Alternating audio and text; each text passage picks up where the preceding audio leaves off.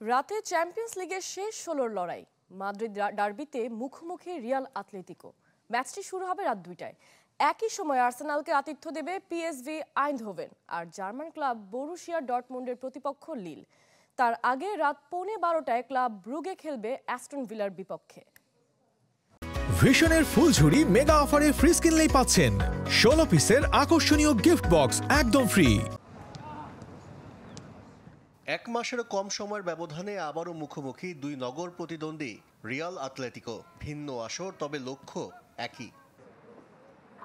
Champions লিগের শেষ ১৬তে জায়গা করে নিতে অবশ্য বেশ কাঠখড় পোড়াতে হয়েছে লস ব্লাঙ্কোদের। প্লে অফে ম্যান সিটি বাধা পেরিয়ে আসতে হয়েছে।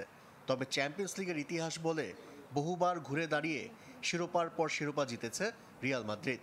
এবারও এমন কিছুরই প্রত্যাশা, যদিও সে পথে কাটা হয়ে আছে দলের ইনজুরি সমস্যা। দানি কারভাহাল, এদের মিলিতাও, দানি সেবায়োসরা ছিটকে গেছেন। নিষেধাজ্ঞার কারণে নেই জুড বেলিংহাম।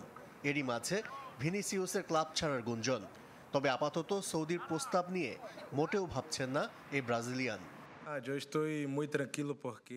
আমার চুক্তি ২০২৭ সাল পর্যন্ত এবং আশা করছি খুব শিগগিরই তা নবায়ন করব, কারণ আমি এখানে খুশি। বিশ্বের সেরা ফুটবলার, সেরা কোচ, সেরা সমর্থক এখানে। সবাই আমাকে ভালোবাসে। এর চাইতে সেরা জায়গা আর হতে পারে না। আতলেতিকোর জন্য ইতিবাচক, প্রতিপক্ষ বেশ পরিচিত। রিয়ালের শক্তির জায়গা, কৌশল সবই জানেন কোচ দিয়েগো সিমিওনে। তাই রিয়ালকে কোনোভাবেই ফেভারিট মানতে নারাজ আতলেতিকো বস। আমি বুঝি নাই ম্যাচের ফেভারিট কেন খুঁজতে হবে। আমরা জানি গুরুত্বপূর্ণ একটা দলের বিপক্ষে খেলবো যাদের আমরা সম্মান করি। নিজেদের শক্তির জায়গা জানি আর এটাকে সর্বোচ্চ প্রয়োগ করতে হবে। ইনজুরির ঘটনা আতলেতিকো শিবিরেও আছে। ডার্বি ম্যাচে সবচেয়ে অভিজ্ঞ দুই খেলোয়াড় কোকে ও আসপিলিকুয়েতাকে পাচ্ছে না রোহি ব্লাঙ্কোরা।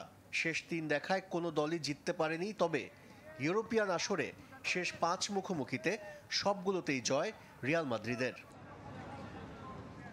আশিক রুদ্র, চ্যানেল 24।